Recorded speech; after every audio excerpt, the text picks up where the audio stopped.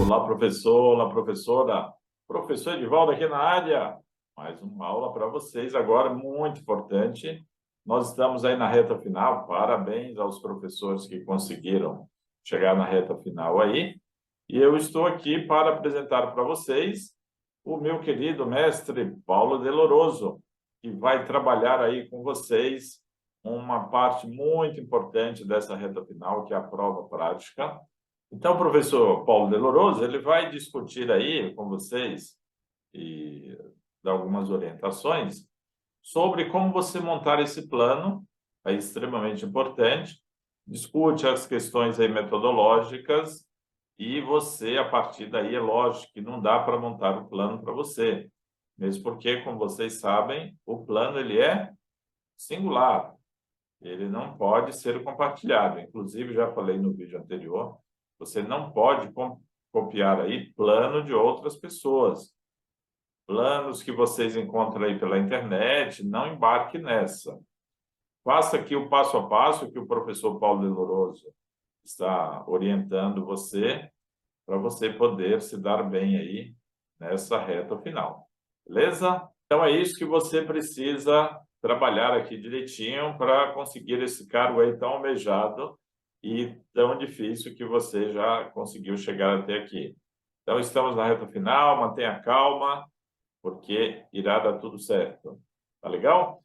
Então vou deixar com vocês aí Paulo Deloroso, que vai destrinchar aí algumas aulas que ele preparou e está terminando de preparar as aulas, e eu vou encaminhar aqui para vocês, gratuitamente, hein?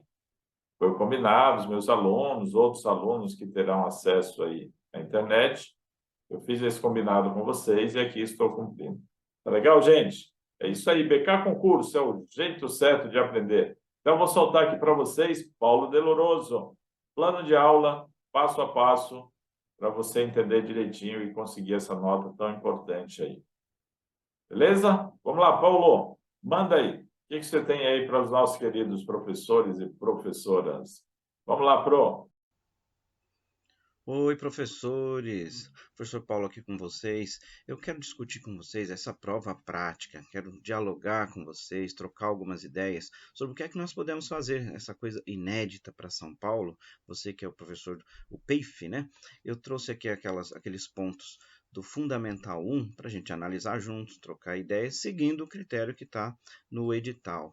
A gente precisa conversar um pouquinho sobre isso, o que é que a gente precisa tomar muito cuidado, ter atenções específicas para você preparar tanto aquele plano, quanto ter também aquela habilidade de trabalhar na prova prática. Então vamos lá, vamos conversar um pouquinho sobre o plano então. O que a gente pode ter no plano? Bom, é preciso a gente ter atenção para os critérios de análise que estão lá no edital. Ponto número 1, prestar bastante atenção. Eles vão analisar se o plano demonstra compreender a completude da temática da proposta pedagógica da prova prática relativa ao ponto que você vai ter sorteado e aí vai ter que se virar, né, com 48 horas antes.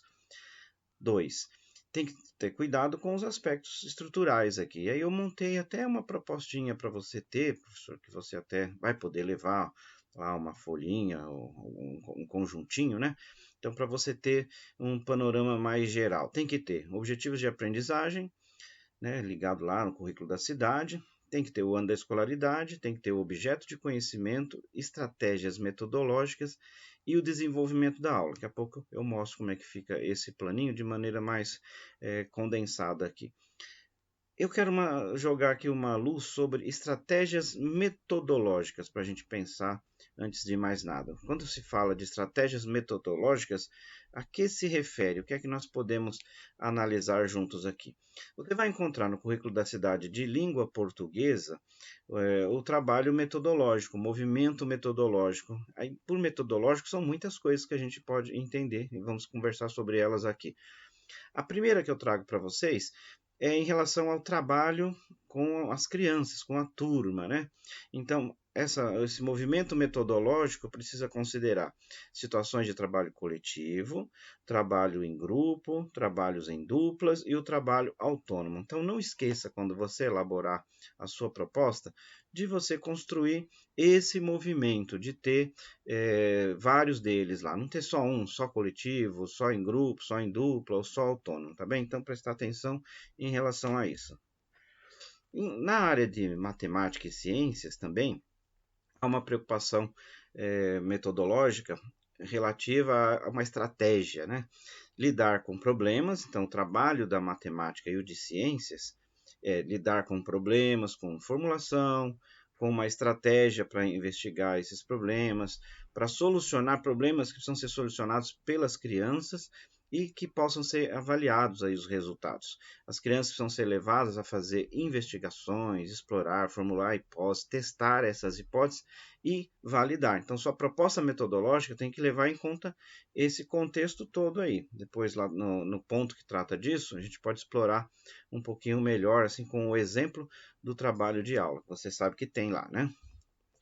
Algumas indicações de concepção metodológica que precisam ser levadas em conta quando você estiver no plano e, claro, na hora da aula lá, né? Primeiro, em relação à questão de leitura e escrita, é preciso pensar que numa concepção de letramento tem alguns aspectos ligados à intencionalidade docente. É preciso sempre lembrar que o professor, quando está propondo, ele tem intenções, precisa deixar claro essas intenções, a intencionalidade. Outra coisa, tem também, dentro do trabalho de letramento, um conceito fundamental. O uso de linguagem antecede a análise. Então, toda vez, as experiências do ponto de vista metodológico são de usar. Então, usar a linguagem na leitura, brincar com essa leitura, brincar com contos, com lendas, brincar com parlendas, experimentar, né, fruir poesia, canções, e depois fazer a análise, sempre pensando nessa questão metodológica. Desse modo, né, experimentar, jogar, brincar, conhecer as práticas sempre é mais importante do que analisar. A análise depois é aquela análise específica que tem o seu objetivo. Também é importante lembrar que em questões de linguagem e mesmo nas questões de matemática, ciências, é preciso fazer circular intencionalmente gêneros discursivos, no sentido de ampliar o repertório das crianças, para que elas tenham essas aprendizagens significativas. Significa o seguinte, ó, quando você está lidando com um gênero, fazer circular intencionalmente significa que as crianças lidem com isso, que as crianças troquem, que as crianças recebam, enviem para alguém, que elas mexam com algo que realmente circula na sociedade e não criado só para a sala de aula. Outra coisa importante, é preciso conhecer bem os saberes e experiências que as crianças vivenciaram. Então, tem que ter essa oportunidade metodológica ali. Como é que você vai ter conhecimento da zona proximal das crianças se você não permite que elas se expressem? Então, é preciso que elas ponham para fora o que elas sabem sobre os contextos aí. É preciso estar atento a contexto, inclusive aí no edital eles falam de contexto, né?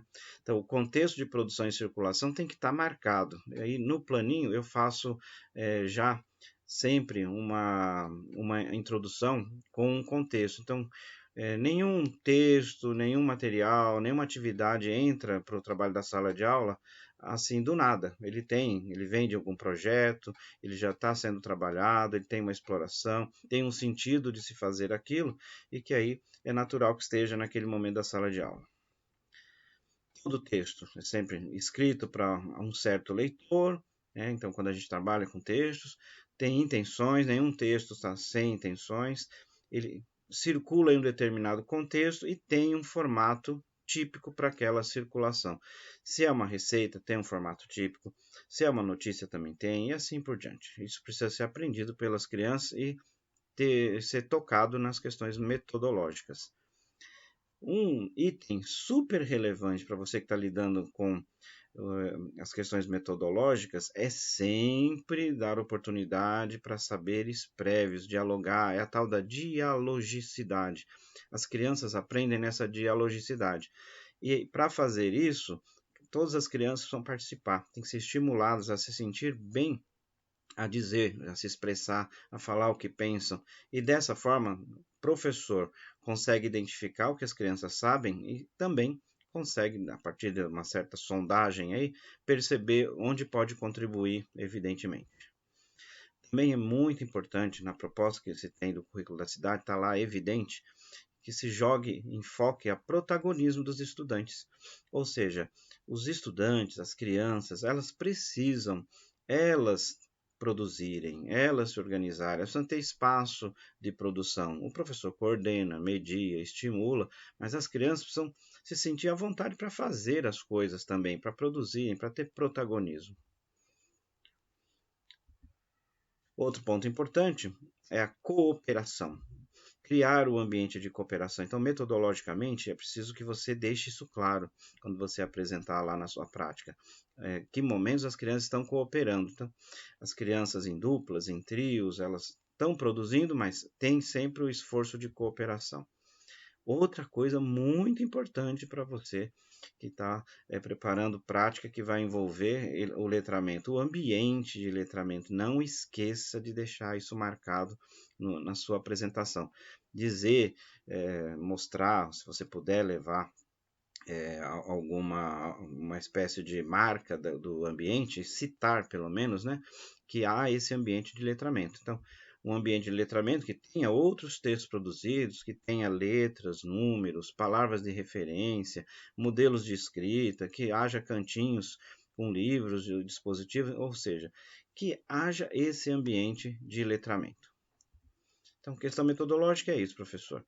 Agora, vai ser analisado, né, se o seu plano apresenta reflexões, informações sobre a temática e adequação ao nível de escolaridade. Então, sempre olha bem lá. É claro que quem já é professor já sabe mais ou menos o que pode tratar dessa temática com crianças daquela idade, né? É preciso também que você deixe bem claro, bem demonstrado, que você sabe lidar com transposição didática. Ou seja, você tem didática. Qual é a didática que você utiliza para aquele contexto ali? Você vai ter 12 minutos para se apresentar, você não vai ter as crianças lá, vai ser uma prática que você vai contar, né? Uma prática contada, então treine fazer isso, use algum vídeo, faça essa experiência de você gravar você mesmo, que vale muito a pena, viu, professor? E não esqueça de apresentar qual vai ser a avaliação, qual é a estratégia de avaliação com qual você vai lidar, que o trabalho da aprendizagem precisa ser checado pelo professor. E aí também faço destaques. Tem no documento do currículo da cidade material tratando de avaliação e as características propostas. Esse material que você está vendo aí, ó. É preciso sempre lembrar que a gente pode lidar com a avaliação diagnóstica, com a avaliação cumulativa e formativa. Esse é o indicado pelos documentos da prefeitura. Quando você tiver lá que apresentar como é que você vai avaliar, sempre coloque, sempre é bacana que você conste que você faz uma diagnóstica, ou seja, saberes prévios. Você lida com saberes prévios sempre naquele seu desenvolvimento, naquele seu planinho lá. É sempre bacana ter um momentinho do cumulativo. Então, se as crianças foram estimuladas a produzir um texto, por exemplo, tem que ter um momento em que você vai pegar esse texto lá na cumulativa e vai ver. E deixe claro na formativa como o tempo todo, durante todo o processo, você dá feedback para os estudantes, acompanha e continua estimulando. Aliás, tem um ciclo aqui que a prefeitura coloca, né? Em que a gente planeja, em que a gente vai para o desenvolvimento da aula, a gente checa o que foi que as crianças aprenderam, dá feedback, faz avaliação formativa, reúne material suficiente numa diagnóstica aí, né, nos saberes que as crianças acumularam, e a partir dessa diagnóstica, novos planos. Então, nas atividades que nós vamos explorar, eu vou deixar isso bem claro lá, mostrando como isso é possível fazer. Tem a prova didática, né? A prova didática é a sua apresentação, professor. E aí tem os critérios dessa prova didática, né? Aí, notadamente, aquela hora em que você vai introduzir o tema, né? Como é que você vai fazer para que aquela aula apareça lá? E aí eu botei no planinho para você. Tem um contexto para introduzir o tema. Mostre o contexto e como os objetivos dialogam com aquele contexto e que faz sentido com aquela turma de crianças. É evidente que você tem que mostrar que você domina o currículo. Você mostra isso quando você tem no plano os objetivos, que você tem o objeto que você vai trabalhar, e ao longo do desenvolvimento você vai demonstrando isso, e nós vamos ter essa chance de fazer isso nos momentos seguintes nossos aqui.